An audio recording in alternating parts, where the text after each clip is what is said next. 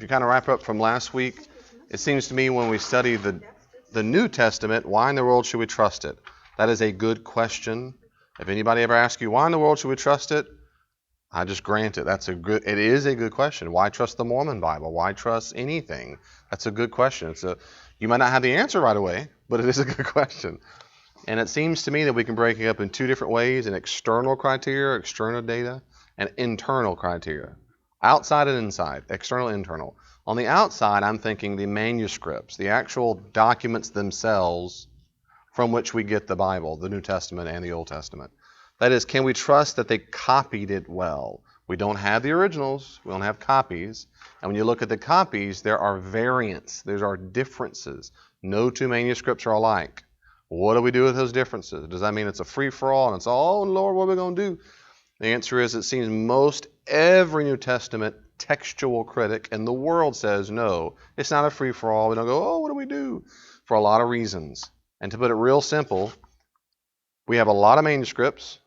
We have a lot of manuscripts from early on, and the variants we do have are almost entirely irrelevant.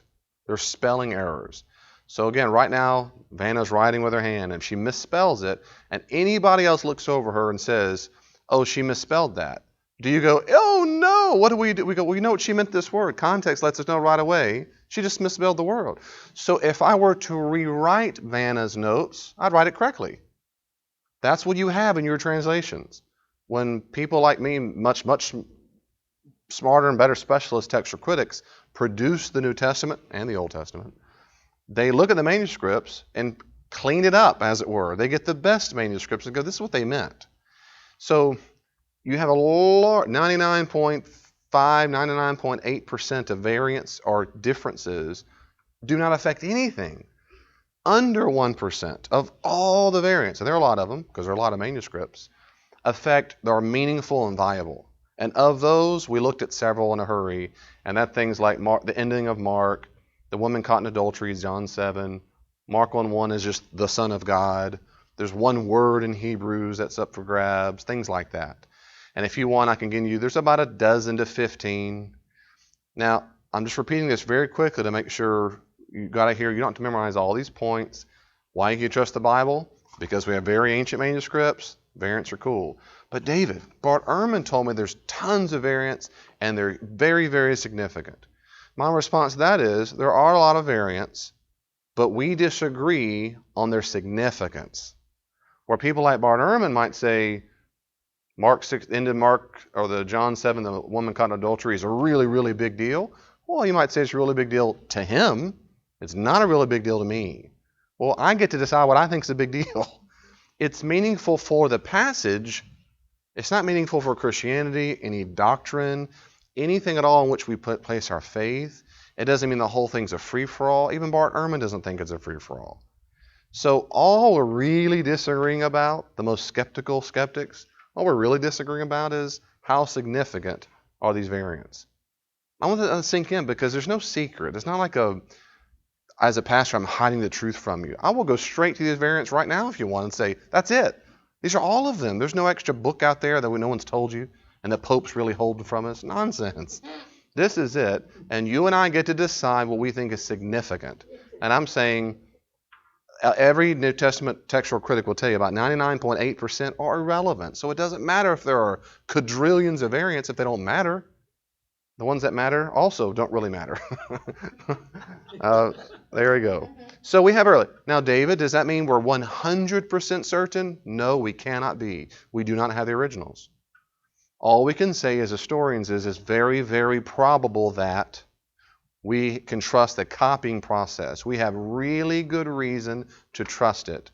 If you don't trust it, you got to dismiss all of Western literature, and no one's prepared to do that. And it's very unlikely within the few decades of the originals and the copies we have that something was made up whole cloth, a brand new, no one's ever heard of this Jesus guy, let's make up a story. That strikes me as very improbable, especially when you compare it to the early church fathers who also allude to the same guy doing the same things, and they even quote from Scripture. So we have an enormous amount. Now this is just, believe it or not, this is just a tip of the iceberg on textual criticism. Right? There's a whole lot more I'm going to say, we can say, but I'm not going to. We'll move on to, that's from external, the paper, the stuff. Move on to internal. Is that okay? Can we move ahead? If this is your first week, you hadn't missed it, I'm sorry, Laverne. This is going to be speaking Greek to you, I guess. But now we're all on the same page. Internal means when I actually read the stories. So David, okay, then I really, really trust that the manuscripts of The Hobbit have been carried on accurately. Yes, Tolkien wrote those exact words of The Hobbit. Good for you. But The Hobbit's stupid. It's all fairy tale. That's the internal data. External is we have good copies of what Tolkien wrote. Internal is, but when you read it, no one believes this nonsense. Why would you believe in The Hobbit? Do you think that really happened? Do you think the Lord of the Rings, do you think Harry Potter really happened? What's wrong with you? That's internal data. That's also a good question. So I'm focusing now on that, and I'm going to say that we have very good reason to trust that, listen, at least in general, which is all we need, by the way, the Gospels accurately represent the life and teachings of Jesus. That's all we need, is that in general, the basic life movements of teaching of Jesus. Did he exist? Did he teach about the kingdom of God? Did he heal and do what we might call miracles? They didn't use that word. Was he crucified? Was he risen from the dead? Can you at least get these things? And I'm convinced that the New Testament Gospels can be trusted to convey that accurately. Does that mean every single detail of every single word? You might make that argument. I go for the minimalist approach when I'm talking to skeptics. That is, at minimum, the general pattern I think can be trusted. So let's look at internal criteria, okay? First of all, I've got about 3 or 4 points on this one, okay? The Gospels are ancient bios or bios. That's where we get the word biography. It's an ancient form of biography. You need to know that every single specialist in the field is convinced that Jesus existed. That might sound like, duh, to you, but there's a group of people out in the world, we call them Jesus mythicists, and they think persuasively that Jesus never existed. He's just a character of mythic character, that's all he is. And they try hard. And they're really popular on YouTube, they're really popular on the internet, and they sway people who don't know better, who do a YouTube or Google search, did Jesus really exist? They can pull up, 500 blogs and websites about evidence he never existed. It's all make-believe. And for them who really question, they go, well, there you go. I mean, I didn't know all this stuff. They sound smart, and it's over. And let me tell you that it's absolute nonsense. For example, if you went to the premier scholarly biblical studies and theology, particularly biblical studies, organization in the world, it's called Society of Biblical Literature, SBL. You can go to the international meeting, the national meeting, and the regional meetings. You sure can. You can buy tickets and go. They're really fun if you're a nerd. And they have a big warehouse of books. Everything's knocked off, 40, 50% off. It's great. If you went to the SBL, you'd see all kinds of groups. We could all start a group. The first Christian group at SBL. We can start one. But these scholars form groups. They focus just on Mark, Matthew, Luke, John, the parables, whatever. These are the top of the cream of the crop. There are no groups called Did Jesus Ever Exist? Or Jesus Mythicist. There's nothing like that. That wouldn't be taken seriously. But I need to say that because I'm just encouraging you not to waste your time. It's nonsense. Every historian's worth anything will tell you, sure, he existed. They might deny he was risen from the dead, those kinds of things, but they're going to say he existed. So much so, Bart Ehrman, the guy who says you can't really trust the New Testament documents, he wrote a book that argues for the existence of Jesus because he was sick and tired of it too. And man, there's nothing like writing about them because on his blog and some other blogs too, they come out of the woodworks to write comments. And anyway, no one's compelled but them. But so there you go. First of all, everyone thinks he existed too. What is a biography? Let me start by what it's not. Okay. Gospels can't be in the genre of ancient novel. They had novels in the ancient world. Why isn't a gospel, Matthew, Mark, Luke, John, a kind of novel? Like we have novels today, any kind of fiction work. The problem with that is in the ancient world, novels were almost always romances. Almost always. It's one of the chief signs you know you're reading an ancient novel because there's a love interest in between. Well, don't find that in the Gospels. And that's a big one.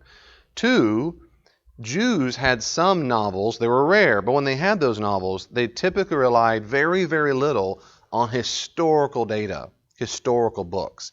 So if a Jews wrote a novel, they didn't allude to or reference other works they considered to be historical. It seemed more like once upon a time kind of stuff, if that makes sense. And what's interesting is the Gospels quote a whole lot from the Old Testament, which in general Jews thought were historical books. And that stands out. So they were, number one, they were rare. Two, they're romances, usually if they're Greco-Roman. And then Jews didn't reference historical works, well, the Gospels did. That's why most scholars in the world do not think the Gospels are novels. It doesn't fit the category. But some people still argue, if you're a skeptic, it's just it's like Harry Potter. No, it can't be that. Now in the ancient world, the genre does not fit.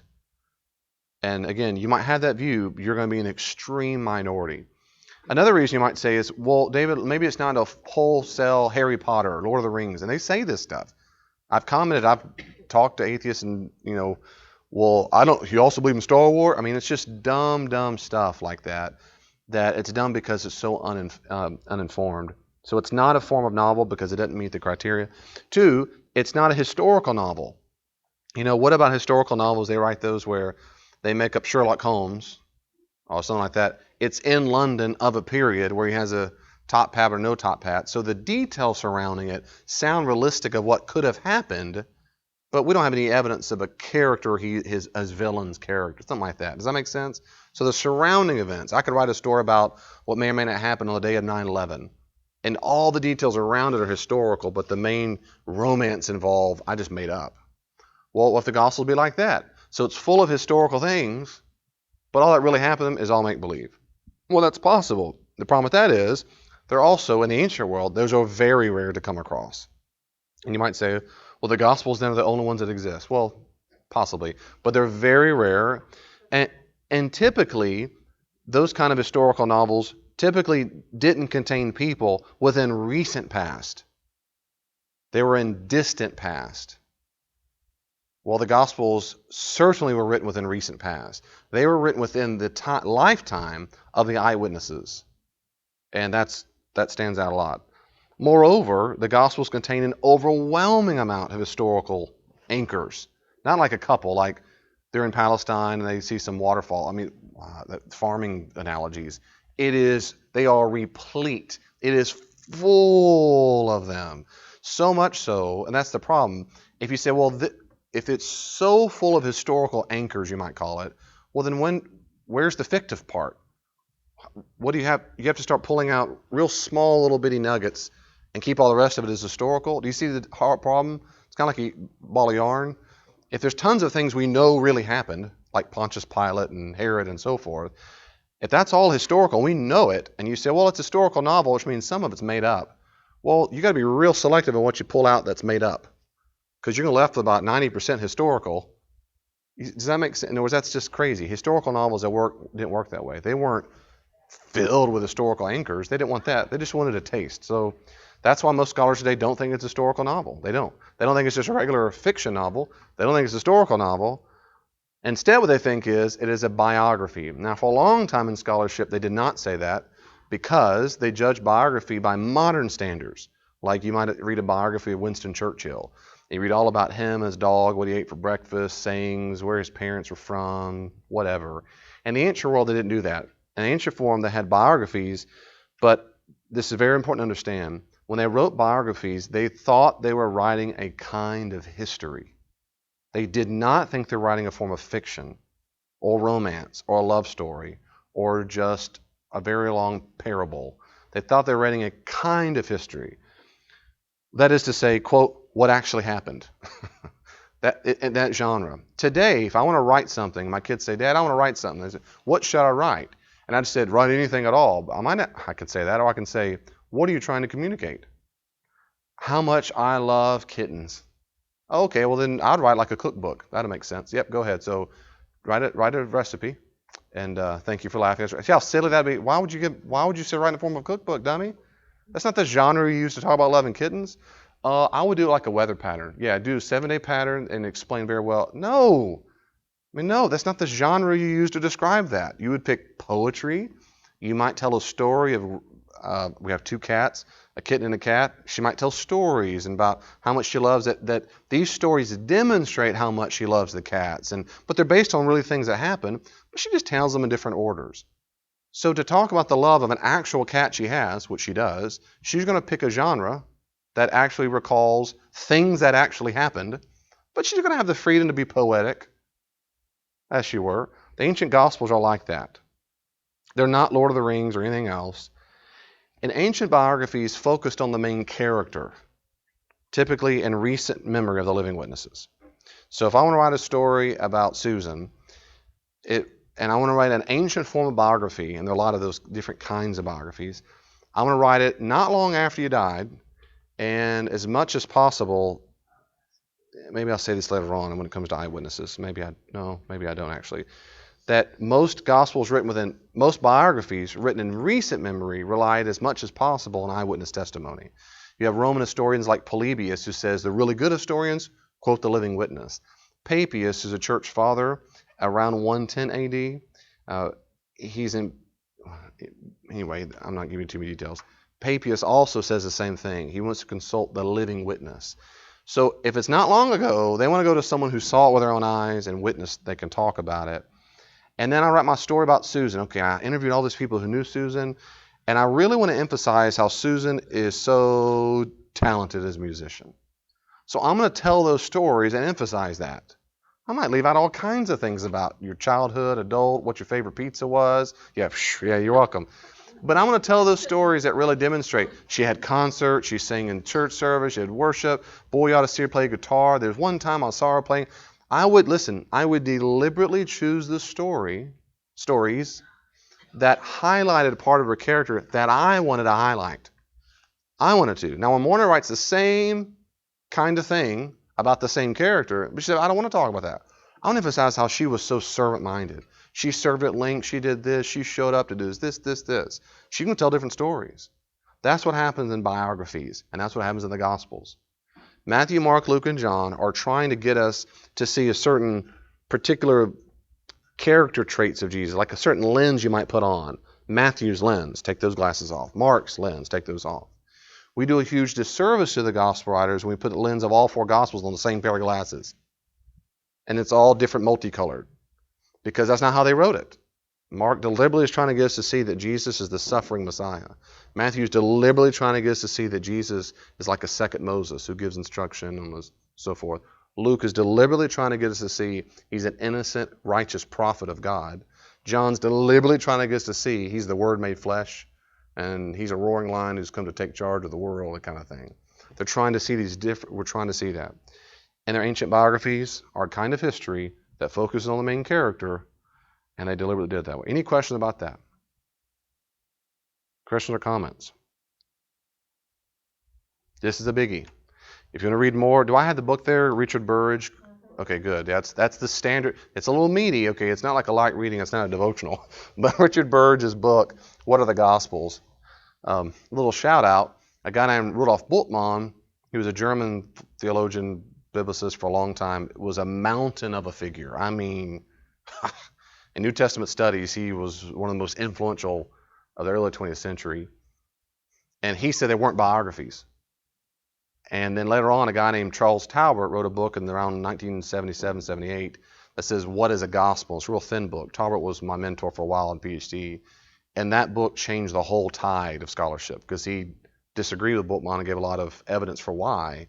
And that changed the whole conversation in New Testament specialty and scholarship. And then several years later, a guy named Richard Burridge wrote a book called What Are the Gospels? And now it's in its second or third edition, I think.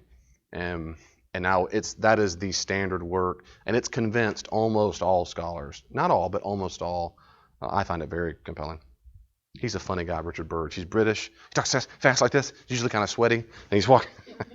Funny, witty. He was great to see him in person, meet him in person.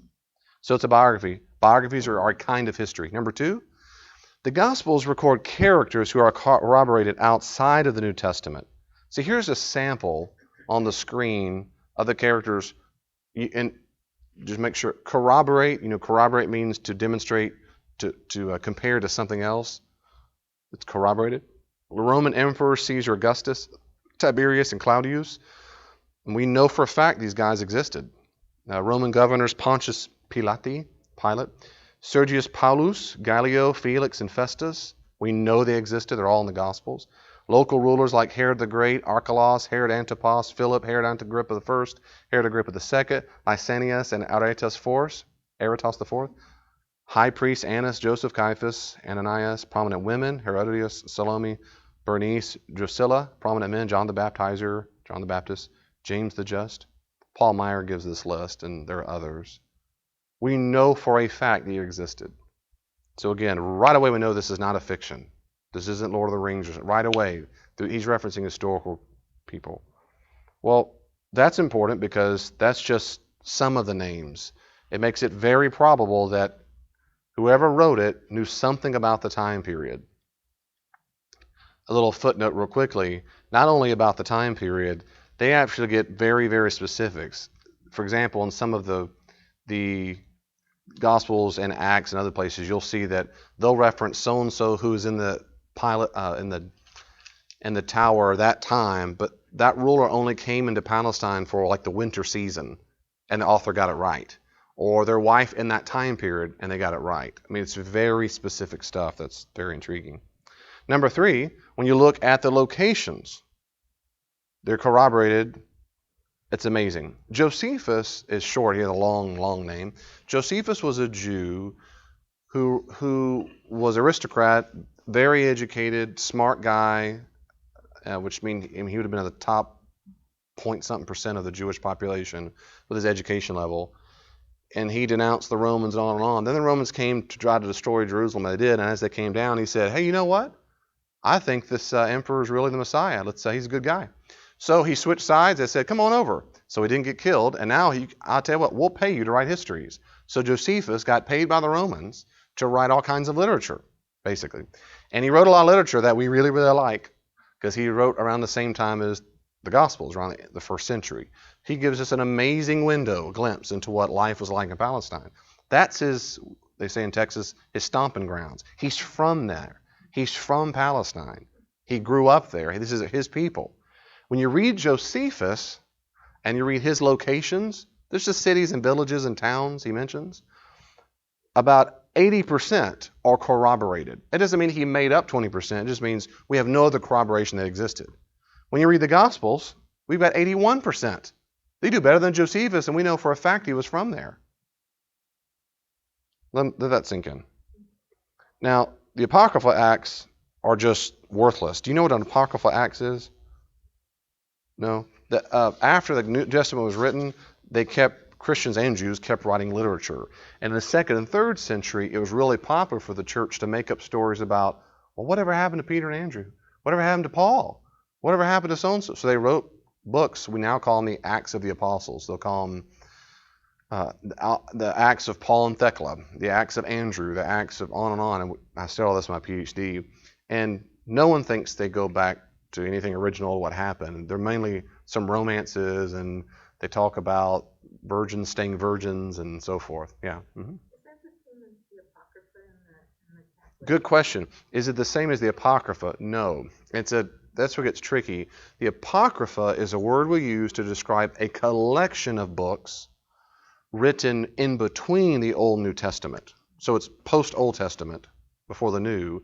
And that's what Protestant reformers call it, the Apocrypha, as hidden, as it were. When I say apocryphal acts, I'm using it as an adjective, apocryphal. So that's what gets confusing. So there is no equivalent. The New Testament doesn't have an apocrypha, but there are a lot of works that are under false names called pseudepigrapha or apocryphal, and that gets confusing. So the Apocrypha is the collection of books between the Old and New Testament. The apocryphal acts come in 2nd and 3rd century. And they might have some nuggets of sayings of truth of what really happened, but in general, most New Testament scholars don't find them historical at all. They represent the people and communities who wrote them. Like the Acts of Paul and Thecla, Paul gives long sermons. He gives long sermons about staying a virgin. See, in the first few centuries of the church, you may not know this, it was very popular for Christian preachers and teachers to teach to never, ever, ever have sex. And even married couples were prized for never having sex. It was a big deal to do that. One of the earliest known documents we have outside the New Testament.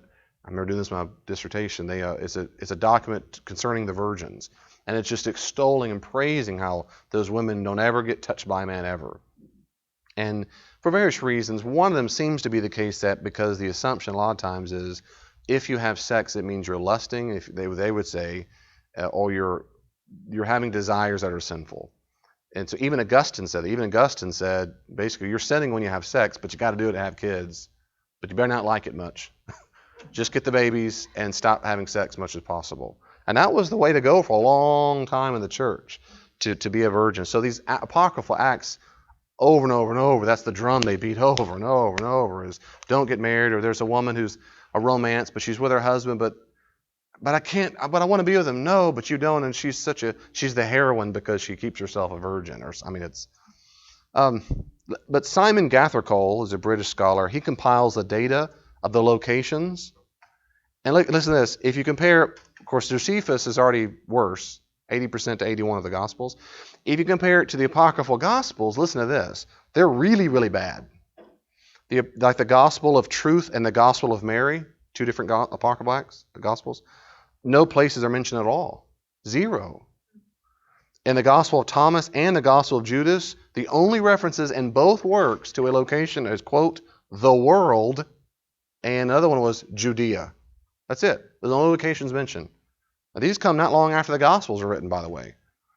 The Gospel of Philip says the world and Jerusalem. Two locations, the world and Jerusalem. In the Sophia of Jesus Christ, which means the wisdom of Jesus Christ, it places Mount Olivet in Galilee, which is not. So even location's wrong.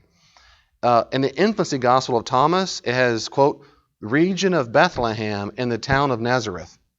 That's wrong. They're not related at all. So it has a location and it's wrong. In the Gospel of Barnabas, Jesus, quote, sailed to his city of Nazareth. Newsflash, Nazareth's not on the edge of a water. It's landlocked. The Gospel of Philip has extensive discussion of the temple, which is completely wrong. So my point is, when you read the Gospels in its ancient context, they go ding, ding, ding, ding, ding. It is bizarre. They stand out as overwhelmingly accurate when you compare it to other literature around it. And even these so-called Gospels that come later. This is one of the reasons why almost every New Testament scholar says these other so-called Gospels are worthless historically. They don't have these, we might call historical anchors. But the Gospels are full of them. Full of them. Okay. And can I throw this out there just for fun? Even though biblical archaeology is still a relatively new field of inquiry, there are numerous archaeological finds that keep corroborating the Bible. And some of this is related to what I just said. Here's a quick rundown on some things that we know for a fact existed. For example, I'll go there in a second. For example, we have a first century synagogue inscription at Caesarea that proves Nazareth was a town in the time of Jesus. It proves it. There's an inscription. 2, we have inscriptions from Augustus that proves 3 different censuses were taken at Jesus' birth. One around 1 or 2 BC, about 4 BC, one about 1 BC, and one a few years after that. A long time, and still a lot of scholars still say the census in Luke is just fairy tale make-believe. We know from Augustus there's a long inscription on as basic as epitaph of all the stuff he accomplished. He lists 3 different censuses in that region. We also, by the way, have evidence in Egypt around the same time of Jesus' birth that a census was taken that forced the people to go back to the father's hometown. So it's not crazy to think it happened in Palestine area. But anyway, 3, we have numerous excavations proving that Herod the Great was ruling when Jesus was born, along with excavations proving Herod Antipas ruled in Galilee. 4th, we have uncovered portions of the synagogue in Capernaum where Jesus taught. By the way, you can go there today. I've been there. You can go to that actual historical spot and stand on it. Well, kind of, because it's beneath the one that's there. They're still uncovering the actual one. We've uncovered, I don't know if you know this, Peter's actual house. The Peter. His house is still there. The walls are still there. They built a building on top of it. And they have well over 100 Christian symbols carved in all the walls. And that goes back to the earliest 4th century. So around 300 at the latest. We know for a fact, you may not know this, there's a couple documents from early on, about 4th, 5th century, that are very valuable, and they are records of people who have a pilgrimage. They go back to Israel. And one was by a Catholic nun named Agarius. Oh, my Lord, is that right? I'm on the fly right now. Agaria. Sad I use it about my dissertation. It's been many, many moons. And she writes about this thing she sees and where they were. And she writes about going to Peter's house. That means at least by the 300s. And today you can go there, and they built this octagonal building on top with a big glass floor, and you can walk up and look down and see the walls. And it's extremely likely because as generations grew up, kind of like some parts of the world today, like in Kansas, you grew up and your parents grew up, right? Then your kids and your grandkids and your great-grand, you pass it down. So it's not unlikely at all that when people came into town after a couple hundred years said, "Where's Peter from?" They go, "Right over there." It's a small village town. Well, you can go to Peter's house. I mean, that's where in the Gospels when Jesus goes and he heals Peter's mother-in-law, she has a fever in Mark 1. I've been there. I mean, you can go there. This isn't a myth. We have the bone box that's an ossuary of James. That's Jesus' brother. We have the bone box where his bones were in it. It says, Yaakov, so James, the brother of Jesus. Well, it's very, very rare to disambiguate and put the brother of. You might put the son of, but not a sibling.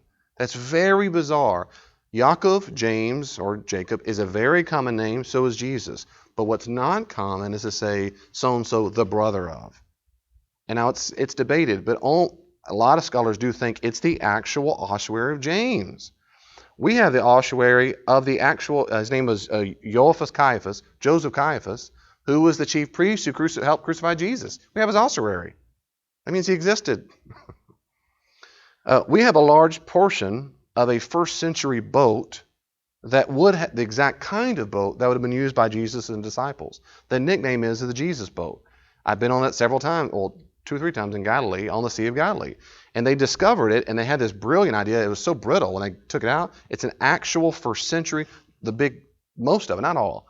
And they took it out and put this special foam on it, which is great, and it restored it. And they were able to move it and then take the foam off and restructure it and get all these things. You can look on Google, and it's there in I've been there in person, seen it. They have kind of a glass case, and it's all mounted up from the first century. It lets us know exactly how they constructed their boats.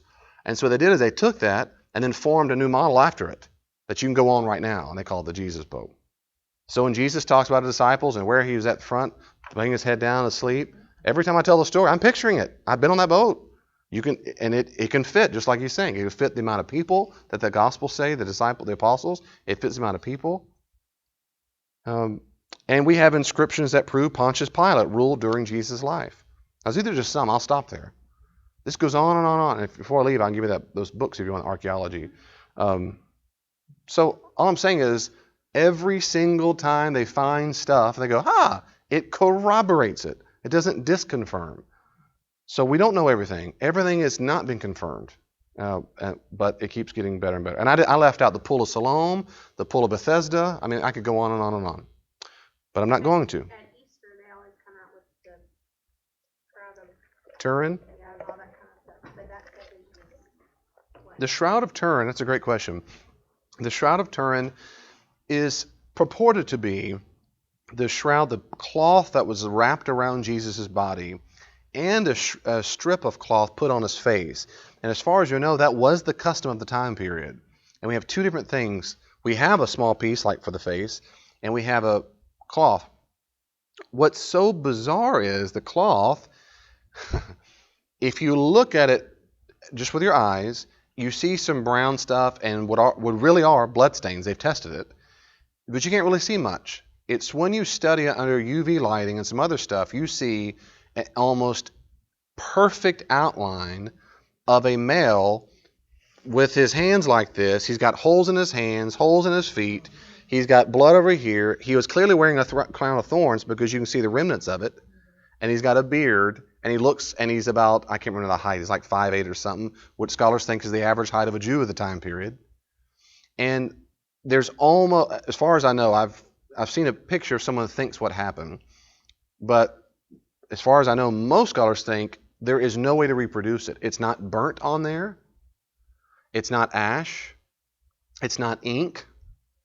They studied all this stuff.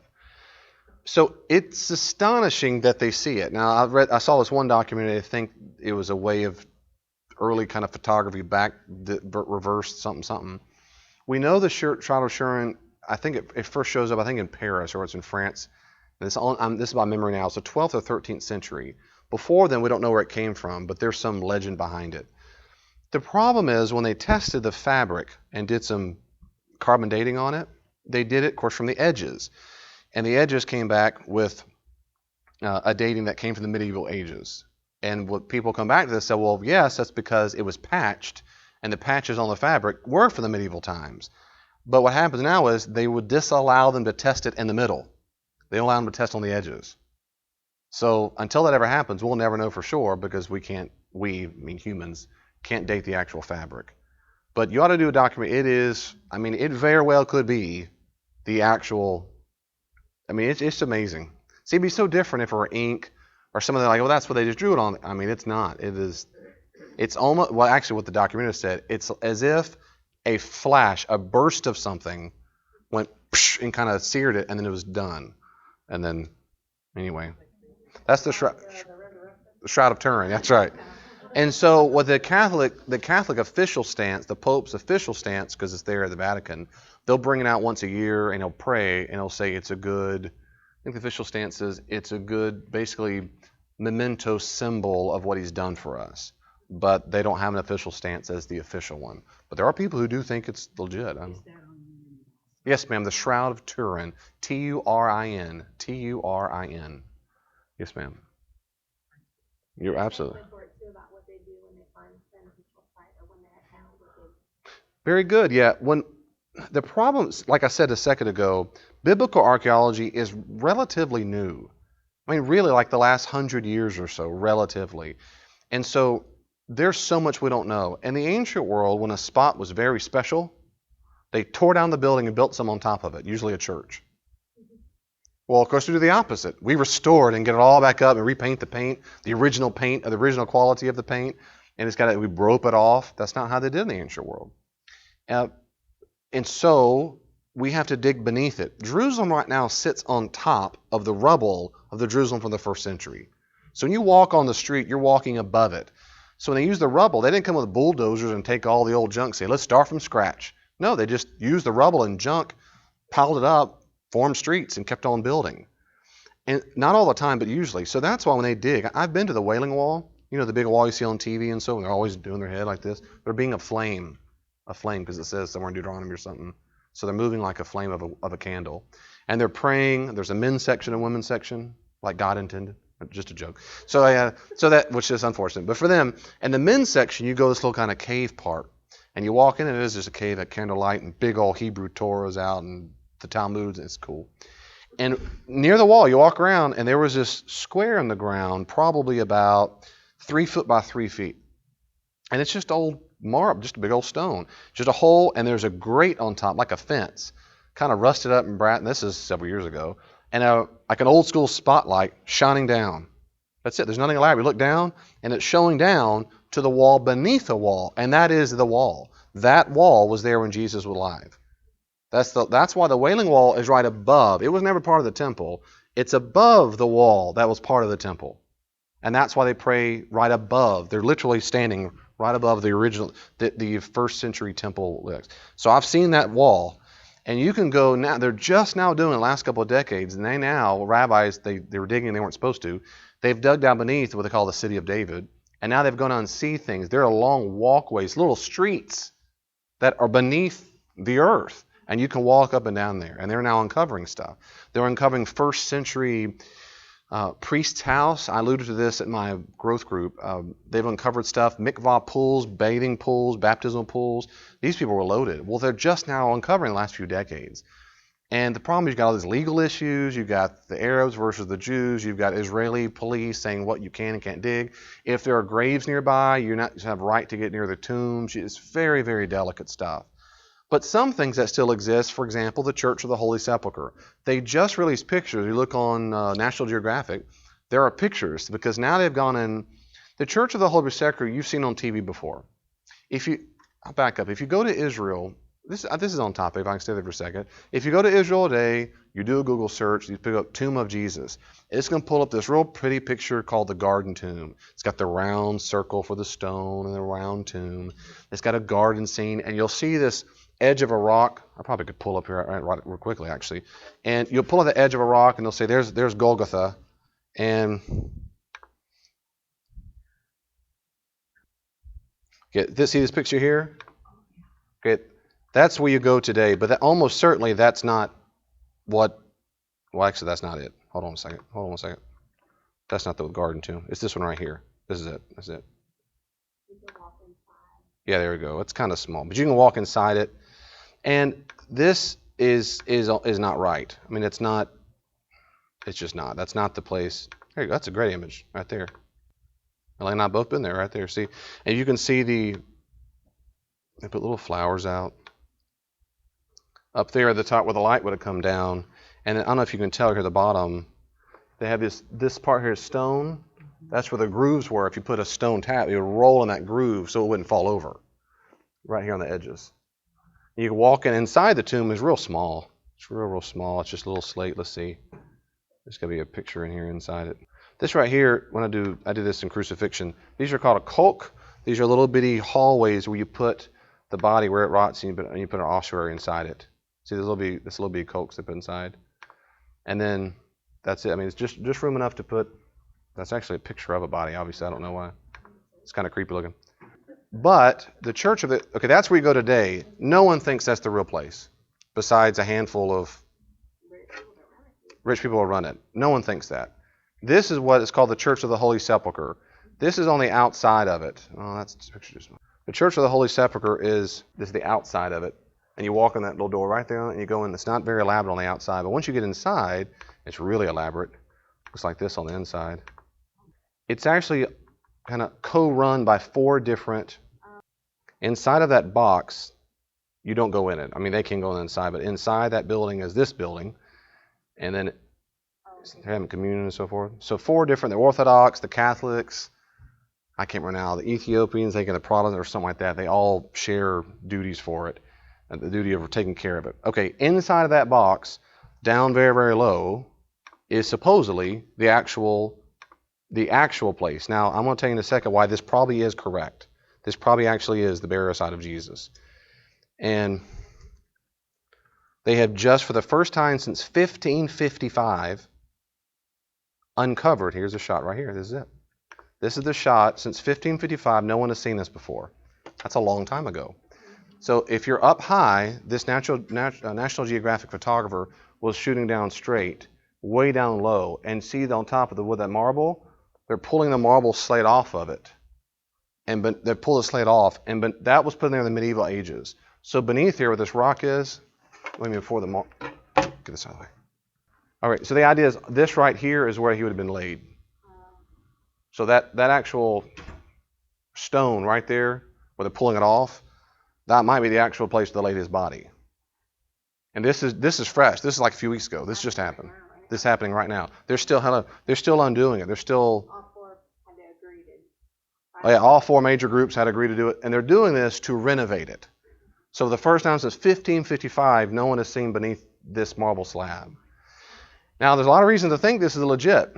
The Church of the Holy Sepulchre was started because Constantine, the emperor of Rome at the time, his mom went to Israel to do a pilgrimage, and she went there and said, where's Jesus buried? And they said, oh, right over there. Well, she goes over there. The only problem is there's a temple of Apollo that was built around the year 110-ish, so just early 2nd century.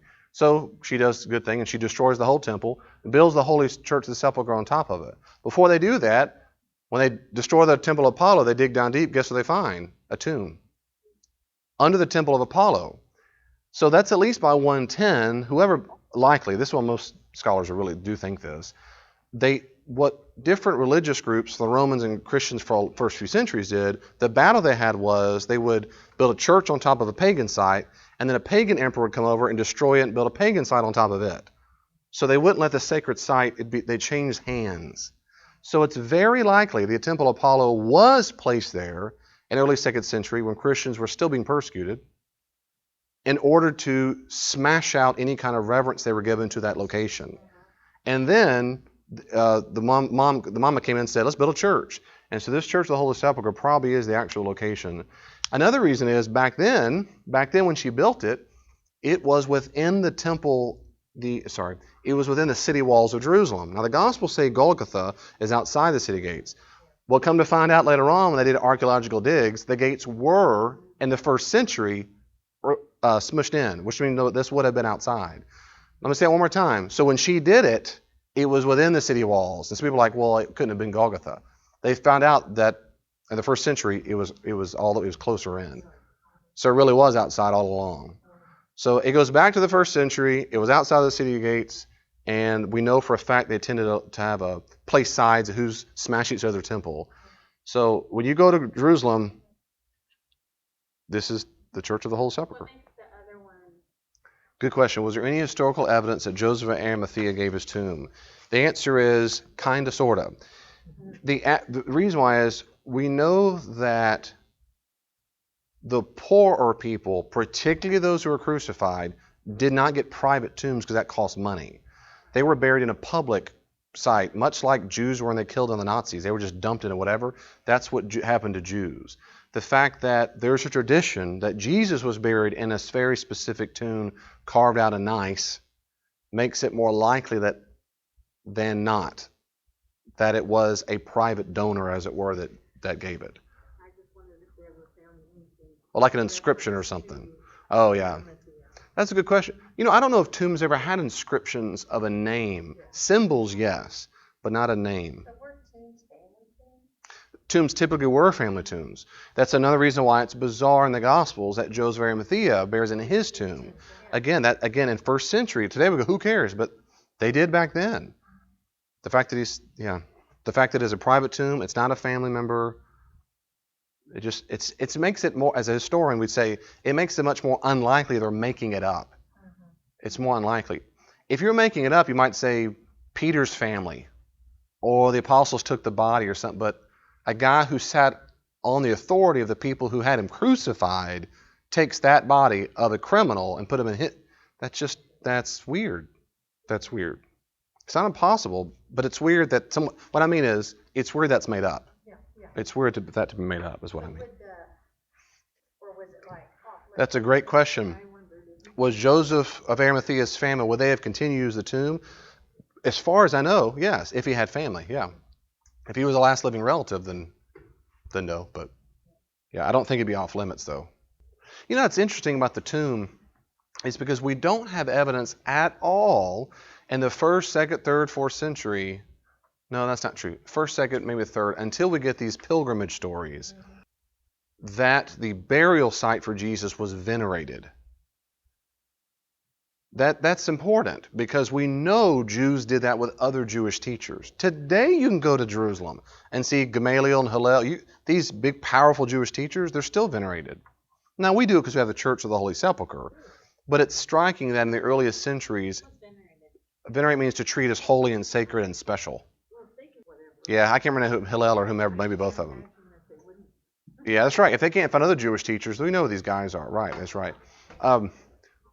But it's striking that it doesn't seem, though they know where it is, we don't have evidence that it was the go-to spot. That's where I'm getting at. And my point is, you have to explain that. Why would a person of that influential of a movement, why do we not have more evidence in the Christian literature of people making pilgrimages often to go venerate the spot where he died? I think that says something. Does that make sense? Because we're not worshiping. Well, that's what a Christian would say. But as an historian, you got to explain that. Why do you think? As a Christian, I think it's because he died and he's no one in the tomb anymore. They know where he's buried, but I'm not going to go and worship this spot because he's resurrected. Yeah, he is the Lord now. That's right. So Gospels are an ancient biography or bios. That's a kind of history. 2, they record characters, and a lot of characters who are corroborated. 3, they record a whole lot of locations that are corroborated. And 4, names and the frequency of names fit perfectly. Let me ask you a question. If I ask you to list the top 10 most popular male and female names of last year, could you do it? Let's say if we guessed at it, maybe get 1 or 2 or 3 in the top, maybe. Could you do it in the exact order? That is the most popular, second most popular, third most popular. What's the odds you can do it for last year? This is here. In Lawrence. Now imagine you did it 40 years earlier. Of people in Topeka. A different location 40 years ago. That's what the Gospels are. They seem to have been written outside of Israel. Matthew might have been different. But when you compare it, see how, if you just pause for a second, when you compare it to the Gospels, before I show you the example, there's a I think it's 2 volumes, a massive work of a guy who compiled all this together. Is an Israeli scholar named Tal Ilan. It's called The Lexicon of Jewish Names in Late Antiquity, Part 1, Palestine, 330 BCE to 200 CE. Most of the material covers the first and early 2nd century, the time period of the Gospels. And so what he did was he studied all the literature and topographical evidence. So epitaphs, tombstones, anytime a name shows up, you tally up all these names. You form a big old fat database and you go, I can take this same, now with computers, right? I tally it up. I got 837 clicks for John or whatever it is. When you tally up the male and female names, we can know exactly what were the popular names of the time and the exact frequency of them. Guess what happens when you compare that list, not biblical, just anything outside the Bible, with the Bible. The top 2 men's names, Simon and Joseph, in 1st century Israel outside the New Testament, is 15.6% of the time. Now pause here, don't read ahead. That means if I were to, forget the Bible never existed. And I go to Israel and I say, what are the top 2 names in Jew land? What do they call their males? I'm being serious, right? Simon, they would say Shimeon and Yosef. That's what they'd say, Simon and Joseph. Those are 2 most popular male names of the 1st century. In fact, those 2 names show up 15.6% of the time anytime you meet a guy on the street. If you're going to guess, call him Simon or Joseph. Even nowadays? No, the 1st century. Now, I don't know about nowadays. That was 1st century. When you compare Simon and Joseph to the Gospels and Acts, it shows up 18.2%. Simon and Joseph are the most popular male names in the Gospels and Acts. Look at the frequency. The top 9 men's names in 1st century Israel, outside the New Testament, is 41.5%. Gospels and Acts, 40.3%. The top 2 women's names of all Jews, Mary, Miriam, or Salome, 28.6%. Gospels and Acts, 38.9%. Top 9 women's, 49.7%. The Gospel and Acts, 61.1%. Look how close these. I couldn't guess. I bet I maybe get 5% right if I did names from 40 years ago of a different town. Now, again, this doesn't prove it, but it makes it extremely unlikely that someone made this stuff up. And when you compare this to the Apocryphal Acts that come later, guess how well they do? Horrible. They're horrible. I mean, they make up names. Another thing that's bizarre is if you compare this to names in Egypt, Egyptian names for Jewish males were different from Jewish males' names in Palestine of the 1st century. And when you compare the frequency to the Gospels and Acts, the frequencies are almost exactly right. Now, what are the odds they made that up and they just happen to be? That seems silly to me. Number 5. By the way, the names, Richard Bauckham and Peter J. Williams helped me there a lot. Richard Bauckham and Peter Williams have done a lot of work on that. That's from them.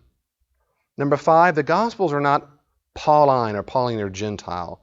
What that means is the Gospels seem genuinely not very interested in reporting what Paul was addressing in his churches, which means it seems like a different agenda is going on. For example, in Paul's day, in his mission field, probably the number one problem he had to deal with was, what do Gentiles have to do to be a Christian, a follower of Jesus? Do they have to get circumcised or not? Follow the Torah or not? That is completely missing from the Gospels. Well, that leads it more historical probability because it's not that they're just propaganda, big fat long pamphlets of propaganda to go get circumcised or don't do it. What they talk about and the issues going in the Gospels are almost independent of what Paul's issues are. That's important.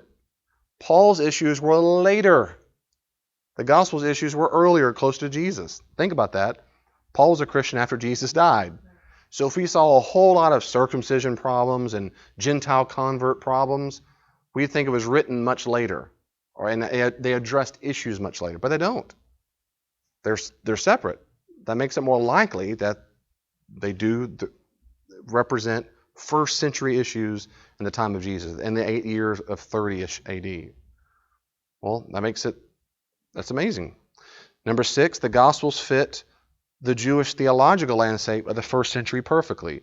When you read Josephus, when you read the letter rabbis and the Mishnah and the Talmuds, when you read these other documents, it strikes you as very plausible. It fits. It just fits. Jesus isn't talking about McDonald's or talking about the Roman philosophies. He's not doing any of that stuff. He debates and is debated by first century Pharisees, and it fits the landscape so well of what we'd expect to see because they treat him as an equal. That's why they debate Jesus. But it fits what we know about the first century from other sources. It'd be a big deal if those Gospels just do not ring true. Like, this is bizarre. There's 17 kinds of Jewish factions. No, they're not. In fact, there are 4. That's exactly what Josephus says. And he's a Jewish author, wasn't even a Christian. That fits perfectly. Well, the fourth one, maybe not. Essenes, that's not in the Gospels, really. But the big 3, Pharisees, Sadducees, and the Zealots, they're all in the Gospels. Does that make sense? So, again, I'm talking about probability. So it's very improbable that this is all make-believe when the names fit so well, locations fit so well. It's not overly Pauline. It fits first century context very well. Number 7, the resurrection. I think the resurrection of Jesus best explains a lot of problems or phenomena. Now, this last group is not very debated among scholars. It's not very debated, what I'm about to say. Here are the issues going on. For example, primitive, that doesn't mean Neanderthal. It means in the earliest years of Jesus' death, Jews started worshiping Jesus. Now, please let that sink in. If Gentiles had done it, they might see him as a divine man called a theosaner, a miracle-working man who became divine. Greeks, I get it. Jews, no way. You do not worship anyone but God. And it's the earliest evidence we have, which is Paul's letters. They wrote songs and hymns to Jesus. And they worshiped him. They sang songs. They genuinely worshiped to God the Father. As if they thought God the Father commanded them to. Like, we're doing wrong if we don't worship him. God the Father will be disappointed with us. We're not doing it right. And you have this early dyadic to Jesus and Father early on. Spirit comes on a little bit later. But early on, primitive. You need to explain as an historian why Jews started doing that to Jesus and have never done it before and have never done it since in the same way. They never worshiped Moses, never worshiped Abraham. You never made songs about him. You never prayed to him, ever. You don't do that. You don't do it to angels, ever. Remember in Revelation, when John the Revelator falls down at his feet? Oh, he starts worshiping. No, the angel says, knock it off. Don't worship me. I'm just a messenger. You don't worship angels. You only worship God. That's it. Angels worship God. We're all in this boat together. We're all before the throne and worship together. You got to explain why that is. I think resurrection is the best explanation for that. 2, they began praying, baptizing, preaching, healing in Jesus' name. Never before had they done that. Jews they don't pray, baptize, preach, heal in Moses' name, Abraham's name, Muhammad's name. Nobody does that. And the name means the character authority of it, the authority of it. If my son goes into the grocery store and I give him $10 to buy some milk and bread, where'd you get that money? I come here in the name of my father to go buy this milk. Well, so it's not magical, but there's an authority when the name and presence is there. And they did that with Jesus. And that's bizarre. Again, if you're Jewish, they didn't ever do that. Moreover, don't forget, the same Jesus is the one who had been killed by the Romans. Other people before Jesus, listen here, before Jesus and after Jesus, we either thought they were the Messiah or people thought they were Messiah. And every time that happened, guess what happened? They were killed, squashed by the Romans. At no time Some right after Jesus' life. I mean, right after it. Simeon Bar Giora, to happen not a few decades after this. They didn't give up. Nationalistic hope. Well, when he gets killed, guess what no one said? Never mind. He's been raised. Let's start baptizing people in the name of Simon Bar Giora. Well, they didn't do that. They either picked the brother, all right, we'll worship you next in line, because they think kingship flows by bloodline. You're next, or they just disbanded. Well, boy, we backed the wrong horse. That's what the disciples saw in Luke 24. The road didn't right, remember? They're going back and they're all moping. Jesus walks up and said, "What's wrong? Why the long faces?" He says to Mr. Ed, and he goes, "Are you the only person that know? We thought he was the one to redeem or restore Israel. We picked the wrong daggum horse." That strikes you as so historically plausible that a first century Jew would have followed him and been so discouraged. They thought they were going to Jerusalem to outrun the Romans, bring the angels, and it's all restored. And every disciple thought they were duped. Everyone, not just doubting Thomas. There was doubting Peter, doubting James. And it says, even when he showed up at the resurrection, they said, and others still didn't believe. So why did Jews start doing these things in his name? From the early, within the first few years of his death, they started doing this. Groups of priests, number 3. Groups of priests, Pharisees, and even Saul, Paul radically changed sides. Let that sink in. According to the Gospels, the number one opponents of Jesus start worshiping him and saying he really is the risen Lord. How do you explain that fact? Unless you think that's made up and it didn't really happen. You can just say it's make-believe. But in Acts, we learn they are. It says in Acts 15, and some Jews from the Pharisees. In Acts 15. Priests, it says priests were converted. That's in Acts chapter 2 and 4. Priests in Jerusalem. You think they had anything to lose by backing the guy who was just killed by the Romans? How much risk were they in? That's why the disciples were in an upper room, locked the door. They're going to get dragged out. Here's some priests. Saul, Shaul Paulus, Saul Paul, he even changed sides. He's still a Jew. Again, you need to explain it. And most historians think this part is accurate and that it really happened. 4, they maintain their faith amidst ostracization, persecution, and for some, not all, some death. So let this sink in. And I tell this to people, something happened. Jesus existed. He taught these things. Even Jewish opponents in the Mishnah and Talmud, they even acknowledge Jesus was a wonder worker. Even they do. They just say he did it from Satan. That's where the authority came from. By the way, that's what happens in the Gospels. They say he has the power of Beelzebul. So later on, the Jews were still saying it. They believe that he existed, wonder-working, crucified under Pontius Pilate, is so certain, it's just as certain as Caesar Augustus lived. Then something happened between death and the first few years of the Jewish movement that became known as Christians. They went from doubting, running off, scared to death, disbanded.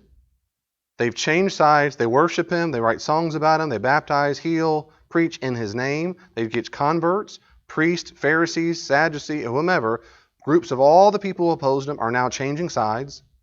It booms and grows like wildfire in Jerusalem, the very town in which they were most at risk, with a Roman citadel right up the road by the temple. And it spreads like wildfire. Something happened. And the historian's question is, what is it? What's the most likely explanation? Some people go the route to say it's a bunch of different things altogether. It's not just one thing. The disciples really, really missed Jesus. They thought they had visions of him. They thought they had dreams. There's mass hallucination. There's all kinds of things you have to posit. The problem with that is, there are several problems. One is, when you add multiple theories, they get multiplied by improbability. It's like a deck of cards. The first one's already improbable. Then you add a second one, it's even more shaky. Then the third one, it makes it compound the improbability of not convincing. It's just not. Another big problem with that is, it's more probable that he's resurrected because it fits the data so well than it is all these other options. That is to say, the other options don't fit the data so well. For example, Roxanne says, well, they just had mass hallucination. I'm going to say, what about Saul Paul? He didn't miss Jesus. Didn't know him. Probably never met him in his lifetime. How do you explain that? Why would he have hallucination of a guy he never met before? Well, that's because that's all mythic. Why is it mythic? Why would he? Everybody thinks that in Galatians 2. He wrote it himself. Why would he make that up? Why would he eventually get beheaded under Nero? There's always these massive holes no matter where you go.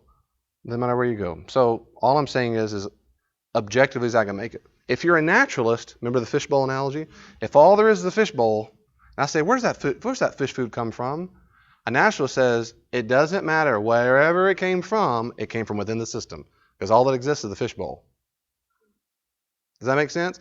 What if Vanna studied the fish food and you go, it comes from a substance that nowhere else exists in the fishbowl? A naturalist says, we'll never know. That's what they'll say. As a person, personally, who's open-minded, I'm going to say, if the fish food shows up in a way that nowhere else in the fishbowl exists, it might mean there's more than the fishbowl. I'm serious about that. I'm being as mean as I can. So it seems to me, if the death of Jesus and something happened, and I've read a lot of alternate explanations, none of them fit for me, none of them are convincing. And then someone says, "What if I have an idea. What if it really happened? What if it really happened?" But see, David, to say that means there's more than a fishbowl. Because then you have to grant what? There's a thing being called God that would raise Jesus from the dead. And that's why a lot of so-called historians won't say that because they're naturalists. And they'll say, as an historian, I cannot say that. To which I say that's nonsense. Historians don't have to be naturalists. An historian asks the question, did it happen? Not, did it happen according to the laws of nature in the fishbowl? Do you see the distinction? Did it happen? I'm an historian, partly by trade, and I go, okay, did it happen or not? I think all these problems or phenomena have to be explained. And for me, the most logical, best explanation is a resurrection.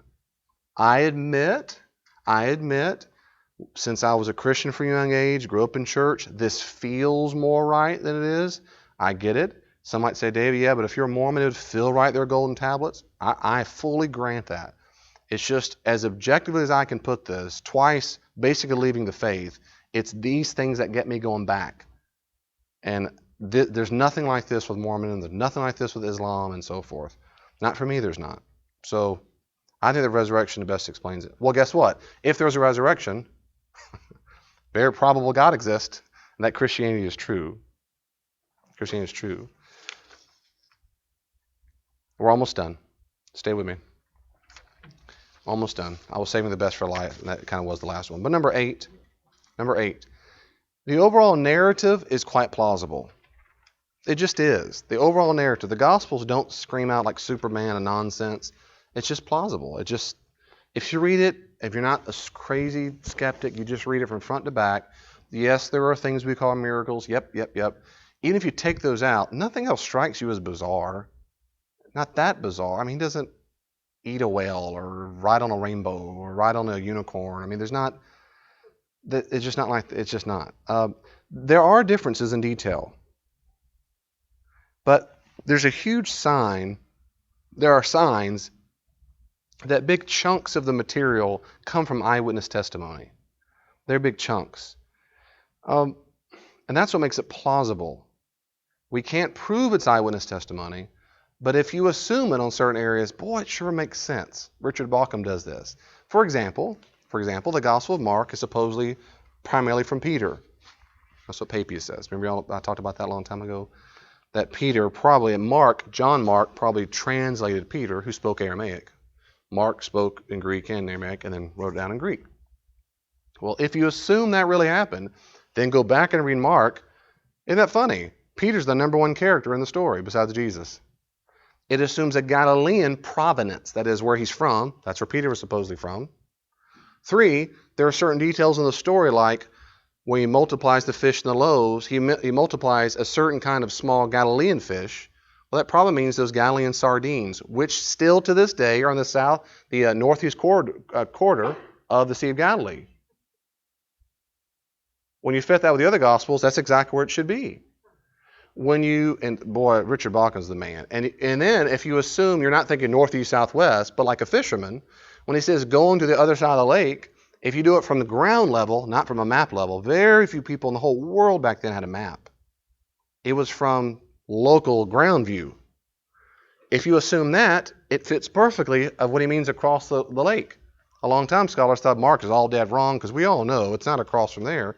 If you're in ground level, it sure is. From here to there across the water is still in the north quadrant. But if you're thinking of a map view, you think it's like west or whatever it is. But if you stay across, it can be on the edge across. The point is, these things make a lot of sense if it comes from a guy who's from that region. The Gospel of John, many people think the background testimony is from Lazarus. Lazarus was from Judea. Most of John's Gospel, almost all of it, comes from the region of Judea, not Galilee. There are all kinds of stories that only occur in John's Gospel because it comes from a different source. And on it goes. So it's important to note that the sayings of Jesus seem to be typically reproduced more carefully than the narrative sections. And that's probably because the sayings come from Jesus. For example, in the sayings of Jesus, you might not catch this in English, but there are things we call Aramaisms. In the Greek, it's funny Greek. You can tell they're kind of transliterating an Aramaic phrase. If that makes sense, like if I'm translating Spanish, I'm not good at Spanish at all, but if it's like Spanglish, if you had Spanglish words, you're trying to translate it in English, but you're loose on it. In Greek, that happens with Aramaic. So it'd be like, I don't know, how do you say that? Greek and Aramaic. Aramaic, like Spanglish. So, but it's not in the narratives. In the narratives, then Jesus went to these cities and blah, blah, blah. There's no Aramaisms. They're only in the sayings. And if you compare the Gospels, Mark, Matthew, Luke, and John, particularly Mark, Matthew, and Luke, those sayings they seem to be reproduced real well. The narratives, the Gospel writers felt more fluidity to put those stories where they want to put them. And of course, not everything lines up perfectly. That's okay. In an ancient biography, you didn't have to. Papias says when Mark translated Peter, he says, and he did not put it in order. He says it. Because you're writing a biography, you don't need to do that. You're trying to bring out the character. Susan was a servant. I don't care when I tell these stories. It was in the 2000s. Then she did this, then she did this. I'm going to say then, but I don't really care about the chronology. I'm going to get the point. If a modern person were to time travel, we'd beat our head against the table. No, when? You said then. You said then. Is it the next day? The next hour? And they would go, who cares? You're missing the point. I'm trying to tell you how she was a servant. And I can say this real quickly and then we're done in just a second. If you'll notice carefully in the Gospels, notice how the chronology is almost irrelevant in all of his, you might call earthly ministry. Once he gets arrested, there's a timetable. Time slows down like molasses, and about every hour or two, then he did this, then he did this. On the third night, on the 6th hour, on the 9th hour, on the 12th hour, most scholars say this is evidence that the passion narrative, so-called passion, from arrest to resurrection, was the earliest known oral tradition that got locked into place. I was there. Okay, it all happened. Okay, the night before, 2 nights before, we did this, we sang some hymns, and it just got locked in. Just hardcore, and was used in church services over and over. Personally, and a lot of scholars think this, that was some of the earliest called kerygma, which is the Greek word for preaching or proclamation. So Elaine's the Gentile pagan or even a Jew, and you go, Jesus what? My first gospel to tell you starts with his arrest. Jesus, who was a mighty worker indeed, that's what he said in Luke 24, right? We thought he was one to redeem Israel. Well, tell me about him. Well, he performed all kinds of great, powerful acts by God, but on the night of his betrayal, what about all these other stories like of healings and the prodigal son parables and all these things? Those stories also circulated, but they were removed from historical time frames. Remember that time Grandma said? Remember that I grew up, my grandpa always said. Well, you don't remember having any clue where that story came from. It might have been Vietnam, World War II, or when he was a kid, but you remember the story. That's exactly what happened to Jesus. They're ripped out of historical context and they float around in the oral churches and eventually they get landed in a gospel. The gospel writers don't feel any need, probably don't even know when they were done. We don't know, is it in the winter season when he said it? What year is it? He just shows up as an adult. He's baptized. The only markers we have is from a baptism to later on. Even then, we have these throw-in signs like when Herod the Great was there. It's just in like an era. We don't know the exact year, model, whatever. Does that make sense? So we don't expect the details to line up perfectly. Biographies don't do that. That would tick us off. We get bad grades. You can't write a biography of Winston Churchill. You get your facts wrong. You got to get in order. And if you have that lens on, you're going to read the Gospels and go, oh, why trust any of it? You're misreading the genre of ancient biography. So we can't prove it exists. I love how James Dunn does this. Jimmy Dunn, James D.G. Dunn, is a British scholar.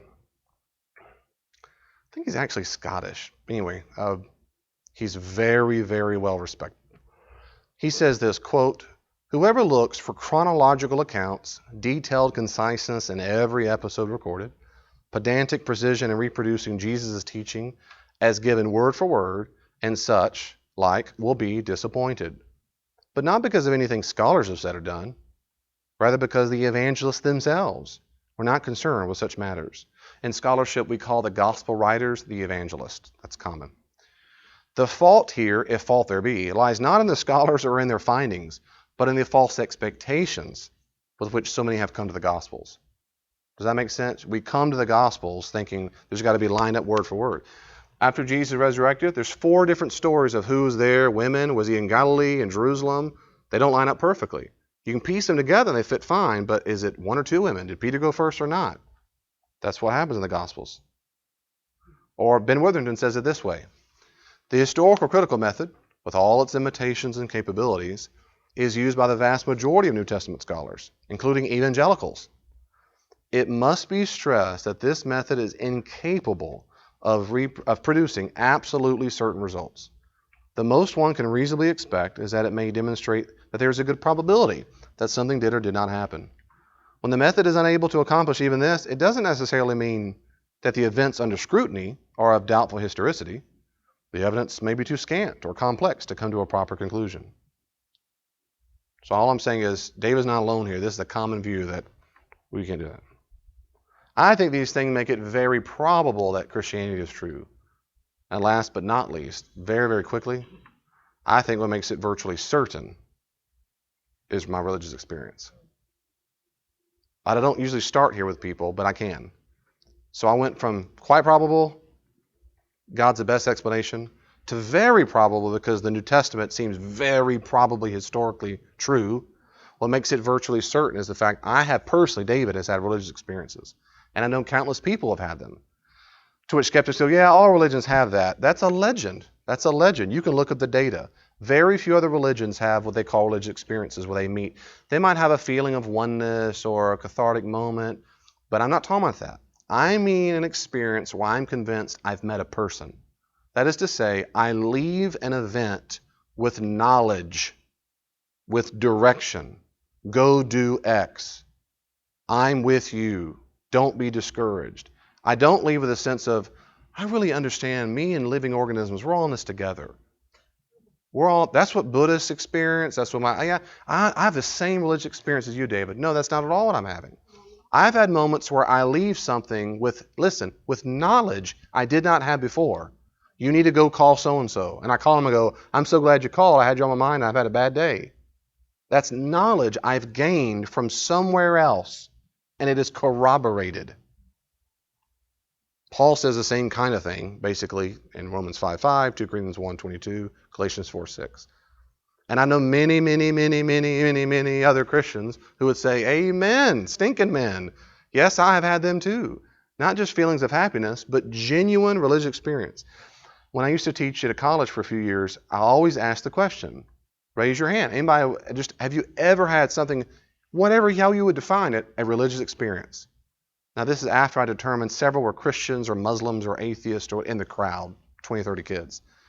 Almost every semester, I would have maybe one person raise their hand.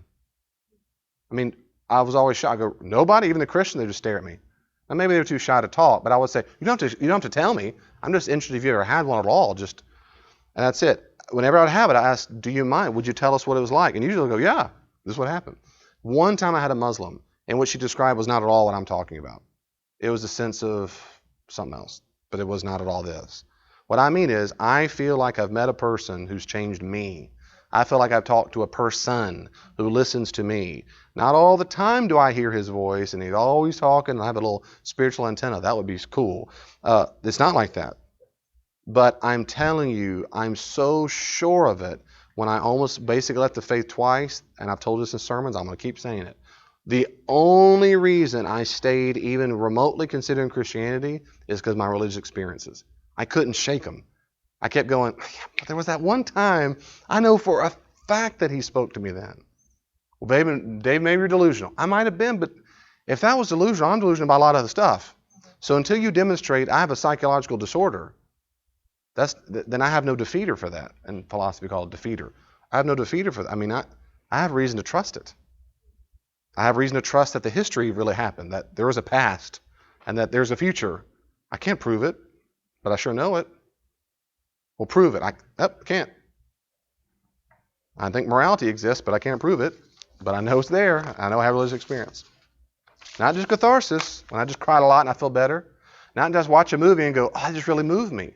Not listen to a good music song and go, I feel really moved. That's not what I'm talking about. Look, we're here, right? We're on the tip of the iceberg. That's it. In this short study of 4 weeks, is that right? We've just touched the top of it. The literature I've given you is under the base of the water. There's tons there. But I want to end where I began. That is, I'm encouraging you, I'm begging you, Christians, get to a place where you can answer the question, why are you a Christian? The odds are you cannot reproduce what I've done in 4 weeks. I hope not. I'm in still college debt, and I spent 12 years in school. I hope to Lord Jesus you can't do what I can do, or I have failed miserably in life. But seriously, though, right? I'm a specialist. Don't be discouraged if you can't do all that. What would you say? You don't have to answer now, but what would you say in response? And I've told you what I would say in response, in a nutshell. And of course, I wrote a whole book on this, where I go into a lot of detail of, this and more. Though what I've given your presentation is not a rehash. There's a lot of stuff in my presentation that is not in my book. That if I do a second edition, I'm going to add a lot of this stuff. But the names and locations, that's all new. It's all new. I didn't talk much about archaeology in the book either, those kind of things. But so anyway, any questions or comments for me? I don't want to encourage you. You make up your own minds. I just want to encourage you that if you come across, books or skeptics or whatever, questions are good. Please don't ever be afraid of questions. Please don't ever do that. I meet too many people in my life ago. I never went back to church because I asked my pastor, my youth pastor, and they said, just believe. And I had too many questions, and my heart breaks for them. Just breaks for them. Please don't be afraid for questions. My second encouragement is go read. And if I can help you, man. And I've given you the handouts. These are a good start. The iceberg analogy. There's so many books out there. There's encouragement.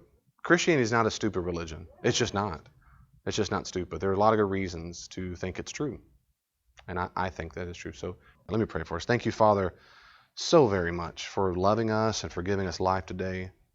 And Spirit, we thank you for being with us on the inside. We're thankful that we can be the temple of the living God.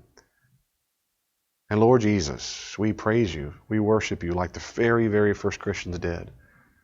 We love to write songs about you and to you and to sing songs to you.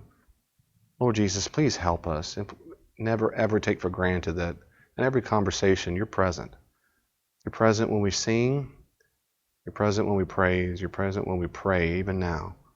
You're present when we read your scripture. And we're present when we're in the kitchen cooking food or we're doing whatever it is we do, because it's real.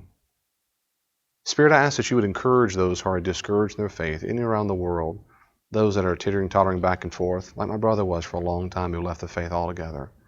Please bring them back to you. Please help us be part of that solution and not the problem. Help us be people who are graceful and kind, but we have something to say besides, I don't know, or I've just always believed it and so forth. Please speak to us and speak through us so that your kingdom of God is fulfilled on earth and that we really are your citizens. For my sisters and brothers in Christ in this room right now, we give you our burdens. We give you our worries and anxieties, our health issues, our conditions, whatever's going on in life. Help us be restored and recommitted to you. That when we wake up tomorrow and go back to work or our routines, retirement, whatever, we realize you are a guiding, constant grace presence in our lives, that it's real. In the name of Jesus, we all pray. Amen.